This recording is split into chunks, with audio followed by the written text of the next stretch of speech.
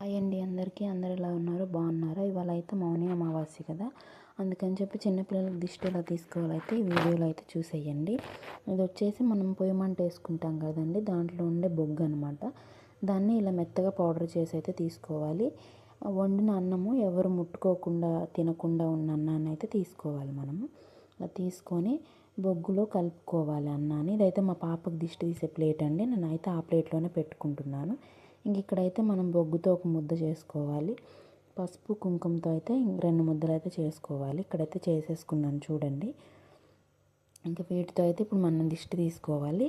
దీనిలో అయితే కర్పూరం వెలిగించి దిష్టి అయితే ఈ విధంగా తీసుకోవాలి. క్లాక్ వైజ్లో యాంటీ క్లాక్ వైజ్లో అయితే తీసుకోవాలండి మనము.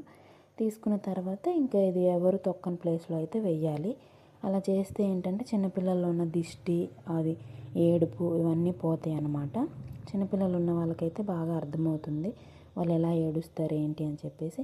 ఇంక నేనైతే ఎవరు తొక్కని ప్లేస్ అయితే మా ఇంటి పక్కన ఉంది, ఇంక అక్కడికి తీసుకెళ్ళి అయితే నేను పడేస్తున్నాను. చూడండి ఇక్కడైతే ఏమైనా ఉన్నాయేమోనని చూస్తున్నాను. ఇక్కడైతే ఏం లేవు. ఇంకైతే ఈ ముద్దలు వచ్చేసి అక్కడ పడేస్తున్నాను. అంతే వీడియో. ఇంకా